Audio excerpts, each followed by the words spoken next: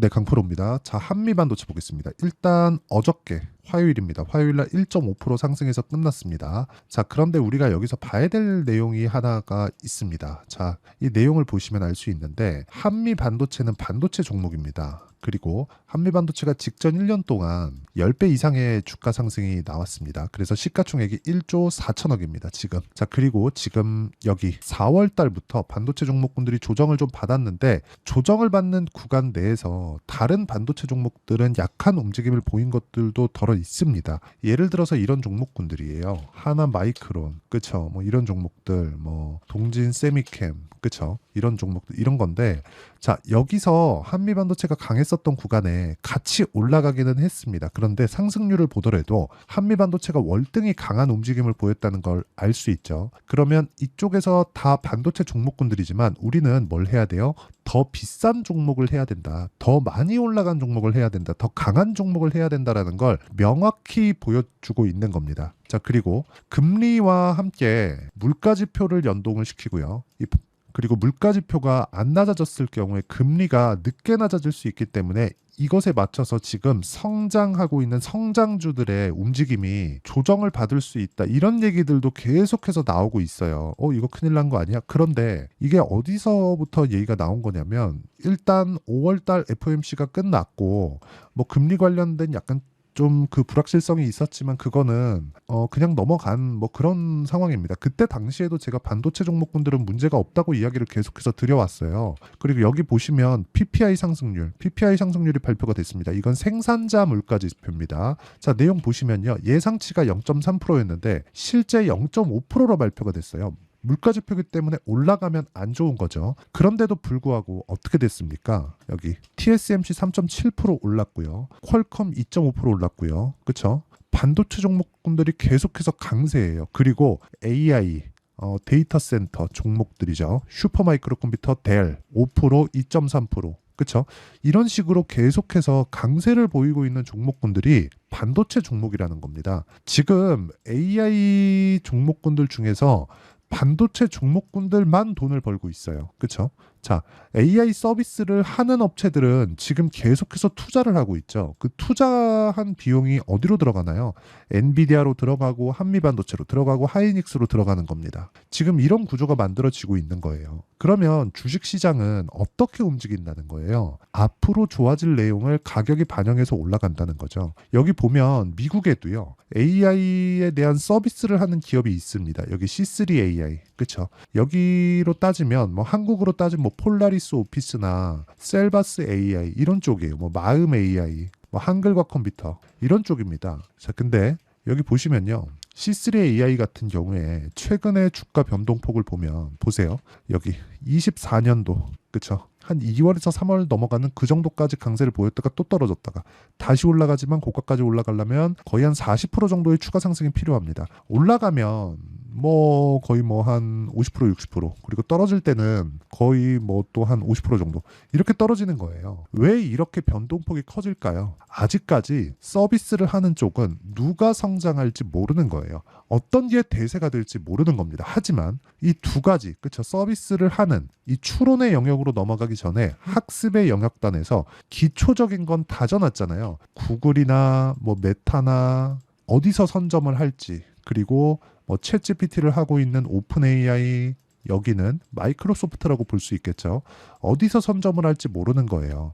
예를 들어서 애플, iOS 그리고 구글, 안드로이드. 지금 여기 보면 iOS가 30% 정도의 점유율을 차지하고 있습니다. 그리고 나머지는 전부 다 안드로이드 진영인데 안드로이드가 70%를 먹고 있어요. 그런데도 불구하고 애플에 대한 프리미엄을 더 많이 주죠. 왜 그럴까요? 여긴 집중되어 있고 여기는 퍼져 있기 때문에 그렇습니다. 이쪽이 돈이 더 많이 된다는 겁니다. 지금 자, 뭐 메타가 기존에 있었던 구글 안드로이드 진영이라고 보시면 됩니다. 그리고 나머지 뭐 챗GPT가 기존의 애플과 같은 그런 역할을 한다고 보시면 돼요. 개인적으로 여기가 한 30% 정도 먹지 않을까. 지금의 애플처럼. 그렇죠? 근데 이 두 가지 다 상용화가 될 거예요. 지금 보면 여기는 오픈 소스가 아니고 지금 메타에서 하고 있는 건 오픈 소스입니다. 그렇죠? 우리가 사용하고 있는 안드로이드와 같아요. 그럼 이 내용에 대해서 모두 다 사용되는 게 HBM이라는 겁니다. 그랬을 때 지금 돈을 버는 건 한미반도체, 하이닉스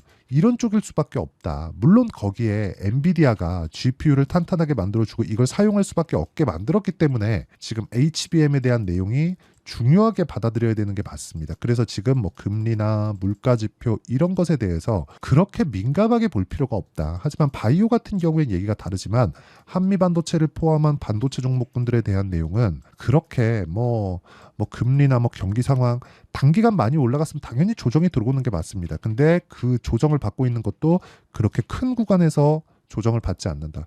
결론은 그래요. 한미반도체를 포함해서 반도체 종목군들 중에서 선별적인 움직임을 보이겠지만 우리가 한미반도체를 기준해서 가격대를 보고 추적 관찰해야 되는 것은 맞다. 그리고 AI 시대는 지금 진행되고 있고 학습과 추론의 영역에서 지금은 학습을 하고 있는 그런 단계를 아직까지는 밟아가고 있다. 앞으로 추론 시장이 커지면 커질수록 HBM에 대한 영향력은 더 커질 겁니다.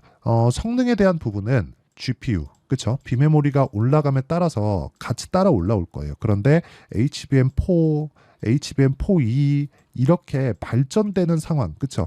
26년에 원래 27년도에 HBM4E를 발표한다고 했었는데 하이닉스에서 또 땡겼습니다. 그럼 그만큼 뭐가 나온다는 거예요? GPU, 그쵸? AI 반도체에 대한 성장성, 그쵸? 성능의 향상폭도 더 커진다는 거죠. 자, 지금 이런 상황입니다. 그래서 우리가 봐야 되는 건 가장 강한 종목을 어떻게 찾아야 되는지 그 내용부터 보자. 자, 그 내용에 대해서 제가 먼저 어떻게 타점을 잡았는지를 먼저 보여드리겠습니다. 최근에 연결되는 종목들이에요. 뭐 전기나 이런 종목들 보면 대원전선 같은 거 보겠습니다. 어떻습니까?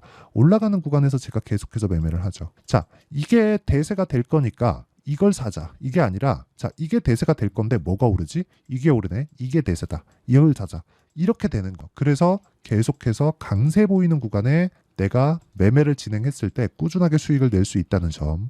뭐 13%, 24% 수익 나오는 게 그 때문에 그렇습니다. 그리고 이런 내용에 대한 부분을 제가 여기 소통방에서 모두 공유를 하고 있습니다. 뭐 일단 제가 여기 대원전선 같은 경우에는 완성된 매매를 보여드렸죠. 매도까지. 근데 5월 13일 날 들어간 거예요. 월요일 날 장 시작 전에 이렇게 매매가 진행됩니다. 근데 애초에 공략을 하고 있었던 거죠. 올라가는 구간에 내가 꾸준하게 매매를 할 수 있어야 되고 이런 매매를 반복했을 때 나는 꾸준하게 수익 나는 매매를 할 수 있고 이 모든 내용은요. 신고가 구간부터 시작이 됩니다. 한미반도체를 왜 보는지 알겠죠? 그래서 신고가 구간 그리고 가격 판단에 대해서 어떻게 하는지 모르겠다 하시는 분들은요. 10억 만들기 프로젝트를 제가 무료로 진행하고 있으니까 소통방으로 들어오시면 되고요. 구독과 좋아요 눌러주시면 입장 가능합니다. 그쵸? 그래서 구독과 좋아요 눌러주시고 상단에 있는 전화번호로 구독 또는 10억이라고 문자 보내주시면 제가 소통방 입장 링크를 순차적으로 공유를 해드리도록 하겠습니다. 자, 그러면 제가 왜 강한 종목군들을 하는지 가격이 먼저 반영하기 때문에 그렇습니다. 그럼 그 내용을 가지고 한미반도체를 보면 명확하게 알 수 있는 게 뭐예요?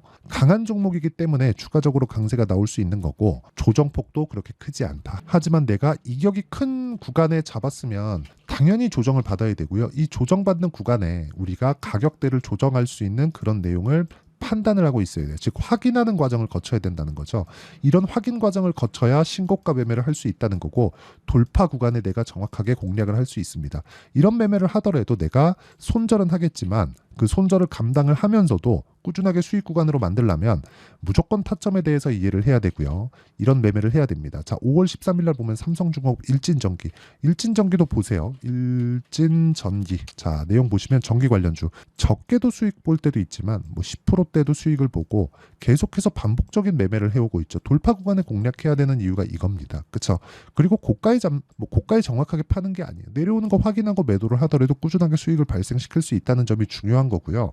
이 내용에 대한 부분을 제가 소통방에서 무료로 진행하고 있으니까 구독과 좋아요 눌러주시고요. 상단에 있는 전화번호로 구독 또는 10억이라고 문자 보내주시면 제가 소통방 입장 링크를 다 공유를 해드리도록 하겠고요. 그리고 무엇보다 이렇게 타점을 잡는 원리가 있겠죠. 그 원리에 대한 부분은 여기 한미반도체의 가격과 단기 보유 전략 그리고 단기는 2주 동안의 기간을 의미를 합니다.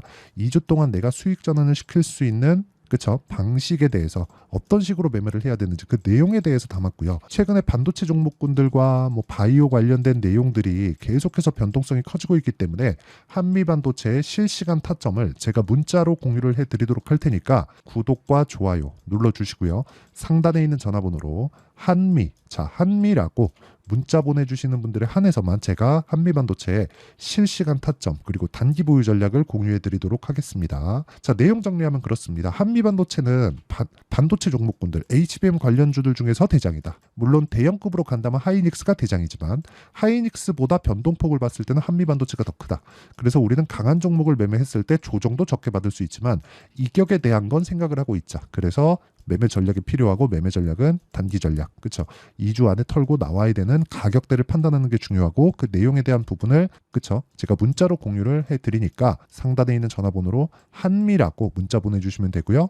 전체적인 내용에 대해서 그렇죠? 전체적인 내용에 대해서 다루는 곳은 여기 소통방에서 다루고 있으니까 상단에 있는 전화번호로 구독 또는 10억이라고 문자 보내주시면 제가 소통방 입장 링크를 무료로 공개를 하도록 하겠습니다. 이런 내용을 이해했을 때 어떤 성과가 나오고 어떻게 내가 다음 종목을 잡아야 되는지 그 내용에 대해서도 제가 다 이해를 시켜드리도록 할 테니까 영상 끝까지 시청하시고요. 모든 분들이 성공 투자하셨으면 참 좋겠습니다. 자, 24년도가 돼도 여전히 시장은 녹록지 못합니다. 이런 상황이 벌어지는 건 어쩔 수 없습니다. 이런 상황에서도 수익이 나는 종목들의 구조는 변하지 않습니다. 즉 대시세 종목에 대한 구조는 변하지 않는다는 거고 실제 제가 소통방에서 지속적으로 이야기를 드리고 있는 내용도 대시세 종목이나 시장 주도주를 공략하는 건 철저하게 가격 분석을 하라고 이야기를 드리고 가격 분석 이후에는 이슈에 대한 파악 그리고 이슈를 파악하고 나서는 다시 내가 얼마에 매수할지 그 타점에 대한 부분을 지속적으로 언급을 하고 있습니다. 자, 근데 생각해 보세요. 시장이 굉장히 어려웠습니다. 어려운 상황에서의 어떤 종목들이 강했냐 보면 반도체와 그리고 바이오입니다. 자, 실제 여기 보면요. HLB에 제가 실제 매매한 내용을 띄워놓고 보여드리고 있는데 1월 22일부터 매매를 시작해서 4일 동안 31%의 수익 마감이 됐고요. 그리고 여전히 신고가 종목입니다. 자, 그리고 그 다음 어보브 반도체 이름을 보시다시피 반도체 종목이죠. 그리고 AI 반도체는 지속적으로 강세를 보이고 있습니다. 이 종목도 신고가를 먼저 달성한 이후에 제가 21%의 단기간에 21%의 큰 수익을 내고 마감이 됐습니다. 다시 재공략을 준비하고 있고 이런 부분은 소통방에서 다 공유를 해드립니다. 자, 그리고 코세스. 자, 코세스 같은 종목도 당연히 그쵸 신고가 종목이고요. 그리고 반도체 종목입니다. 이 종목도 영업일 기준에서 이틀 동안 대략 한 15%의 수익 마감이 됐습니다. 내용을 한번 보시면 어떻습니까? HLB를 포함해서 뭐 30%, 20%, 뭐 15% 이런 식의 수익이 지속적으로 발생하고 있는데 이 세 종목 모두 다 신고가 종목이고 1월 달에 시장이 약세를 보이고 있는 구간에서도 강했었던 그런 종목입니다. 특징점이 하나 있는데 그 이슈에 앞서서 가격이 먼저 반영했다는 거죠. 그렇게 제가 가격을 먼저 보고 이슈에 대해서 파악하는 이유는 결과적으로는 큰 시세를 먹기 위한 사전 준비 작업입니다. 실제로 큰 시세를 먹기 위해서 사전 준비 작업을 했을 때 여기 레인보우 로보틱스 127% 그리고 ISC 98% 그리고 한미반도체 97%의 큰 수익을 내는 상황을 만들 수 있습니다. 어떤 식으로 소통방에서 진행됐는지 그쵸? 그 상황을 제가 이야기를 드린 건데 이런 상황도요 당연히 신고가를 공략했을 때 가능한 겁니다. 자, 그러면 이번에도 마찬가지입니다. 그쵸? 정부 주도의 코리아 디스카운트 해소 방안이 2월 달에 발표를 하고요. 그리고 2월 달에 발표된 내용을 토대로 주가가 움직이는 게 아니라 이미 움직인 내용이 있죠. 실제 이 내용은 크게 중요한 게 아니라는 겁니다. 실제 움직인 내용을 보면 자, 기아차입니다. 실제로 12월 달에 신고가를 만들어 놓고 정부에서 입김을 불어 넣으니까 순식간에 기아차를 포함해서 현대차 같은 거대 기업들의 주가가 2주도 채 되지 않아서 40% 정도의 큰 시세를 냅니다. 자, 그러면 우리는 어떤 종목을 봐야 될까요?